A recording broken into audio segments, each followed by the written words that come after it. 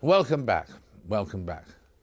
New figures, well, depressing new figures from the IOM, the International Organization for Migration, show a massive increase in the levels of human trafficking.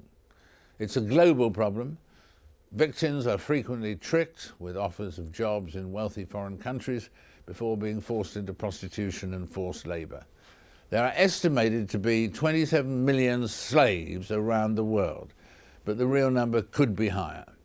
Around half of trafficking victims are under 18 years of age. Joining me now to discuss this unwelcome phenomenon is UK barrister Felicity Gerry. Felicity, welcome. Thank you. Good to have Hello. you with us. First of all, a quick definition of sex trafficking. What is it? Well, it's the transport or holding of any human being for exploitation. Effectively, people making money out of forcing prostitution or other forms of slavery. And does sex trafficking therefore mean that you have to take people somewhere to offend against those laws? I mean, to another country, or? It doesn't have to mean that. Yeah. Of course, prostitution's the oldest profession in the world. People have worked as sex slaves across the world in every country. But the modern phenomenon is that vulnerable people are taken from one country to another and forced into prostitution, treated as sex slaves for gangs to make money. And which are the countries from which the victims mainly tend to come? Well, to be and honest... which ones do they mainly go to, sent to?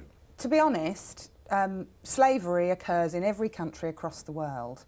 There was a state report in Spain that showed hundreds of thousands of women and children are being trafficked in Spain every year. So men are flying into Spain to have sex with women and children, to pay for sex. Men are in Spain having sex with women and children. That we think of as a major European country.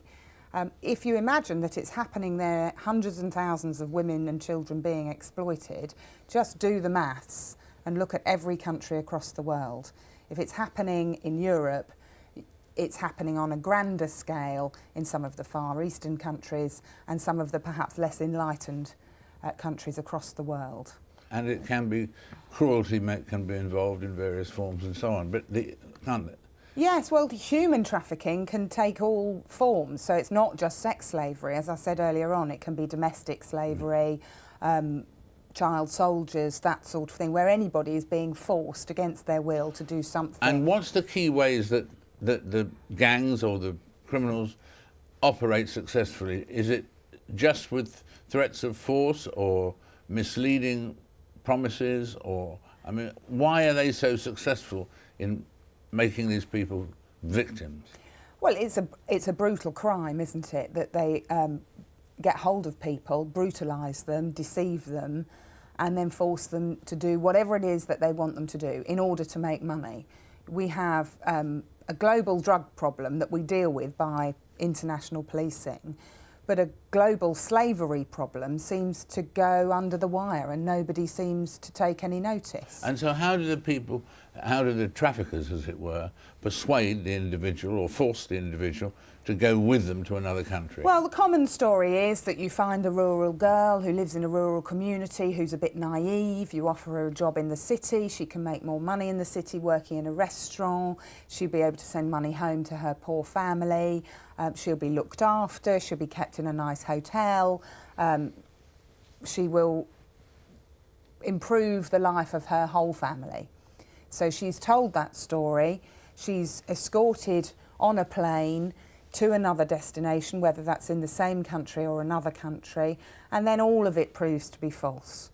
She's taken to usually a horrible location where she's beaten, raped, degraded, humiliated, papers taken, no form of identification, no personal possessions, no money, and in extreme fear of what might happen to her. Oh, that's a terrifying list. And so when people say the question, why don't these sex trafficked or human trafficked people escape more often, the answer is? Well, first of all, they're told they owe a debt. We've brought you here, you owe us the money, you've got to work that off. So they feel as though they've got to do that in order to escape. After a while, it's pretty obvious that that debt is never going to be repaid, so they're being used and abused in that way. Secondly, they generally feel they've got nowhere to go. Sometimes they're kept in units with hundreds of other women with no clothes on. So they can't escape because they've got no clothes, no money, no means of escape and no way of getting out. There are all sorts of stories about women escaping, women and children escaping from being held and locked up and then just being found again and sent back. Very, very hard to escape that situation, depending on what country you're in and where you can go to. A lot of countries simply don't have the police forces or the resources or the places of safety. Well, it's a graphic picture. I mean, so what can be done about it? As a lawyer, would you introduce laws around the world, international law? What would you do? Well, there are two main things. Firstly, to let, if you like, the X Factor generation know that this goes on and it's wrong. The baddies are not the prostitutes, the baddies are the pimps, the baddies are the traffickers, the people making money. So in the same way as we think of drug dealers as baddies, we have to think of traffickers as the baddies, the people making the money. So the major thing to do, as the UN have said, is to have an initiative to make the whole world realise that this is a massive multi-billion-dollar criminal industry. And then the second thing to happen is to make laws to make sure that each state creates places of safety that people can escape to and get to. A bit like we have Childline for children here. Kids know they can phone Childline. That's a very basic example.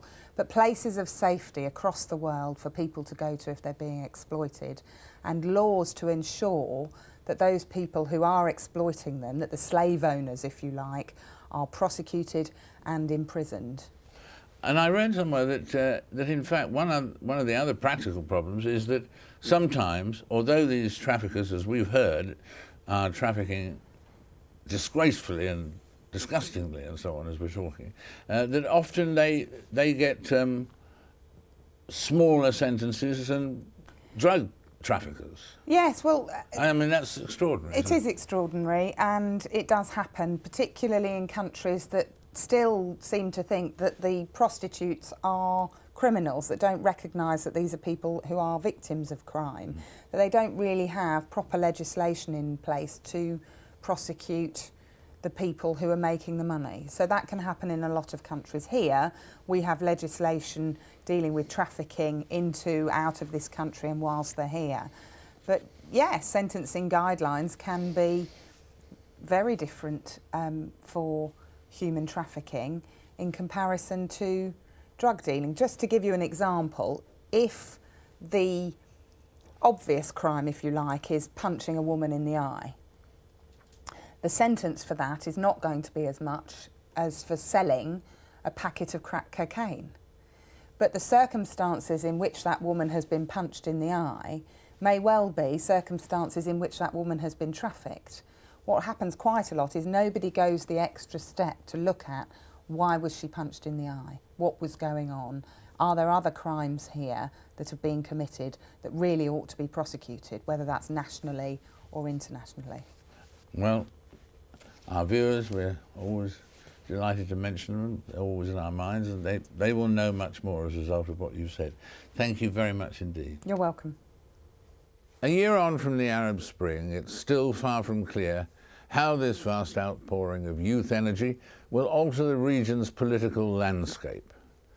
In Palestine, for instance, the Land Day protests were more evidence, as if any were needed, that the Palestinian Spring has scarcely begun.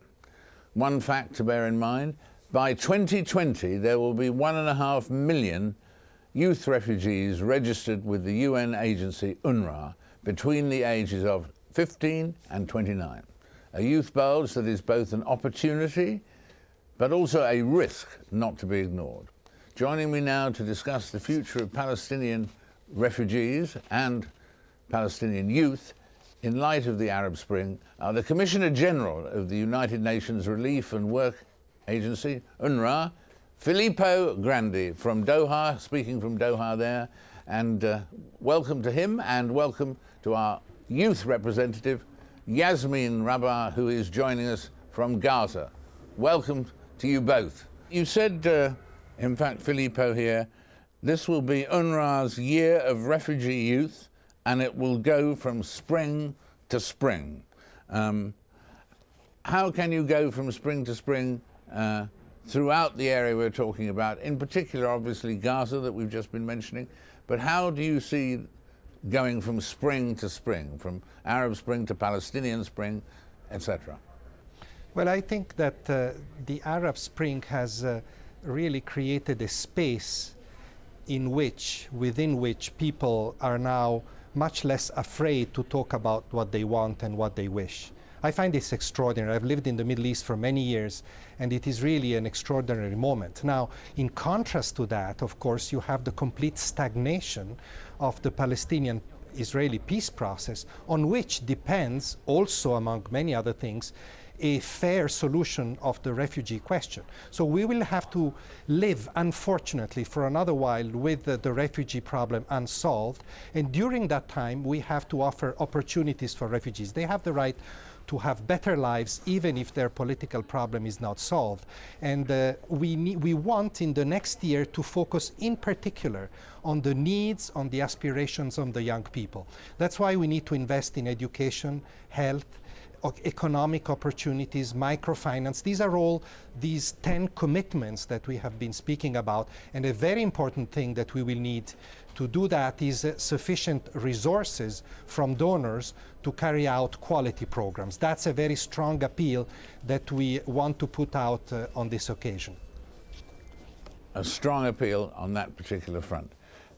What could change your life in Gaza, would you say, Yasmeen? I mean, I suppose in the big global sense, the end of the blockade would be the most important. But what do you see as a possible next step improving your life in Gaza?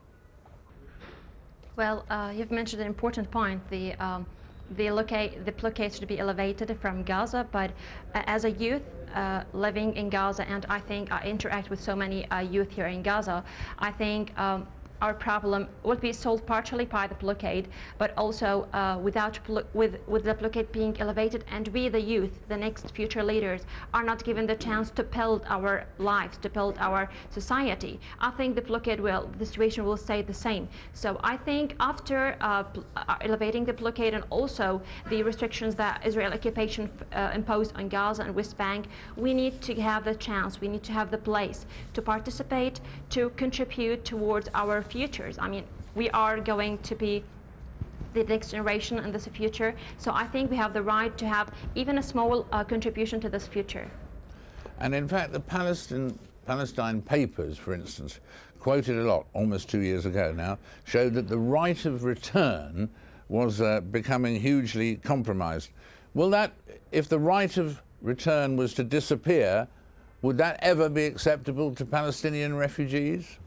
I think that it's our right, and I've mentioned that the word right should not be compromised under any circumstances. So I think the right of return is very important, and also the right to contribute, and the right to participate, and the right to be identified by the whole world, not as a cause, not as a numbers, not as humanitarian people living in a very difficult humanitarian situation. We are stories, we are potentials, we are humans, and we can contribute and we can build our homeland, giving this right to return.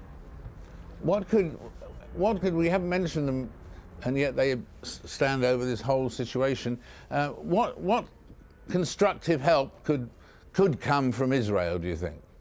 Well, I think as the status quo can really reveal that the Israel is there and the Israel people are there, I think they should first respect the resolutions of the United Nations, and most important, they should respect that we are human beings living here, and they should respect our right of such lands, our right of such resources, our rights to express our opinions and to live in just a safe environment and under security, which is something, it's also a right, and we are surprised that such right is not respected at all, and nobody is doing anything towards this thing. So I think the next step is to be, we should demand and fight for having such respect. Thank you very much indeed. Filippo, as you look at the whole situation now, with your 10 commitments and so on, do you see this as a situation which is showing progress or not at the moment? I think, unfortunately, from the political side, we see too little progress. This is very disappointing, not so much for me. It's for the Palestinians themselves, for the refugees themselves. The signs of hope are very little, both on the international political front and also in the internal Palestinian scene. And disappointed people are always a bad thing in a very volatile region.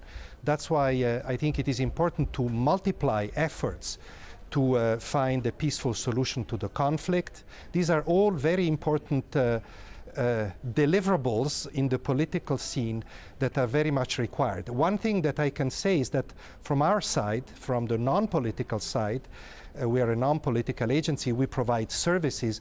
We will do our best to try and make these services as useful, as relevant, as effective to all refugees, and in particular in this year to come, to the millions of young refugees that whose demands we have heard at our conference, and we will continue to listen to in the time to come. Thank you both. Thank you, Filippo, for being with us, and thank you, Yasmeen, for all that you've been saying today too. We appreciate both of you enormously. Thank you very much. And finally, to an anniversary which falls this weekend. On April the 15th, 1912, the ship they dubbed the Unsinkable Titanic struck an iceberg and sank on her maiden voyage from Southampton in England to New York. More than 1,500 people drowned. Since then, the legend has grown. It's unquestionably the most famous maritime disaster in history. In Belfast, where Titanic was built, a huge permanent exhibition opened this year and is expected to attract hundreds of thousands of visitors. And I'm joined now by Una Reilly of the Belfast Titanic Society. Una, it's an amazing and tragic story, the story of the Titanic. As you study and restudy the events, what is the thing that most surprises you about the whole Titanic sinking event? I think it's the fact that the story continues to fascinate and people still want to know what happened, how it happened, who were the people involved. It's just the most amazing story, the greatest story never written. You couldn't have written a book which contains so many facets of human nature. There's something in the Titanic story for everyone. In the beginning, the key involvement of Belfast in terms of the building of the Titanic and so on never came out for years. I don't think so. What happened was that we sent a Titanic away on the 2nd of April 1912 with the cheers and the hopes and the pride of a city who were sending out a machine of which they were very, very proud, the biggest man-made moving object on the planet. 13 days later, news came back to say that their latest creation had sunk. And it was a tremendous shock. How could this have happened? This ship was built to the highest specifications of the day, and we had built it here with pride. So it was the shock to the system, a big dent to Ulster pride, if you like. You've always had the Titanic in a way in the background in your own home, because your great-grandfather was actually one of the people who helped to build the ship, wasn't he? That's right. My great-grandfather, John Arthurs, was a cabinet maker in the yard at the time, and we have a chessboard which has been in the family for 100 years, which is a beautiful hexagonal piece it's made of inlay of allegedly pieces of Titanic wood, and we have learned to play checkers on it. Some of us have learned to play chess, but it has always been used and abused in the family. And yes, Titanic has always been part of the family lore, but the rest of Belfast was not talking about it. But yet, if you open it up, there's an awful lot of people who are proud of their connections with the story, because what happened to Titanic was a disaster. She was not. And we can again, and are doing so presently, picking up the pride in the wonderful city that Belfast was at the turn of the 20th century. But in the same, you say pride, absolutely, but in a sense it will always be remembered as one of the greatest disasters of all time and one of the greatest failures of all time as well, won't it? No, that is true. I mean, Belfast is unique in the Titanic story, in that only Belfast can uniquely celebrate some elements of the story, like the launch of the ship, like the design and the construction of the ship, whilst the rest of the world can only commemorate the disaster on the 15th. Now, since the society was formed, we celebrate the launch, and we celebrate the 2nd of April every year by having a dinner to remember the day she sailed away.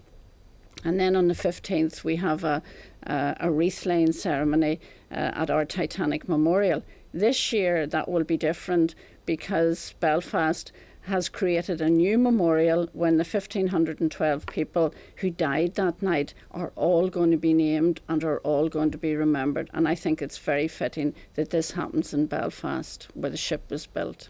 Right, and there was one other rumour that I found in several places, that in fact the myth that Titanic was built only by the Protestants, not by any of the Catholics. You heard that too. Right. Is there any truth in that?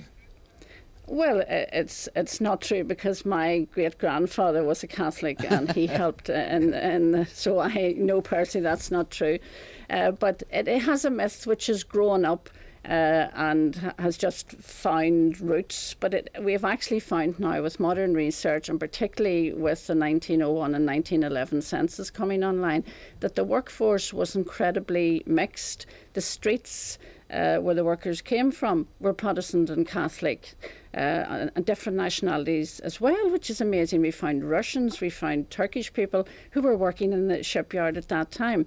Not only were the streets mixed, the homes were mixed. There was Catholics and Protestants living together, a lot of mixed marriages. So this is a new picture that we're finding out about what life was like at the time in 1912. Now, coming up to partition, things changed and there was sectarianism, and my great-grandfather himself was put out of the yard in 1922. But around Titanic, all sides of the community can take ownership of this ship, and we're all behind this project. So Titanic at the minute has become a unifying mechanism, if you like, because we're all proud of what's happening here at the minute. Thank you. Thank you very much indeed, Una, for those recollections and perceptions and so on, and we wish you a happy and at the same time a sad weekend. Thank you very much indeed. Thank you. Pleasure Una. to speak with you. That's it for this week. Next week I'll be speaking to one of the world's top tennis stars, Andy Murray, from Monte Carlo. Join me then for that and much more besides. Until then, goodbye for now.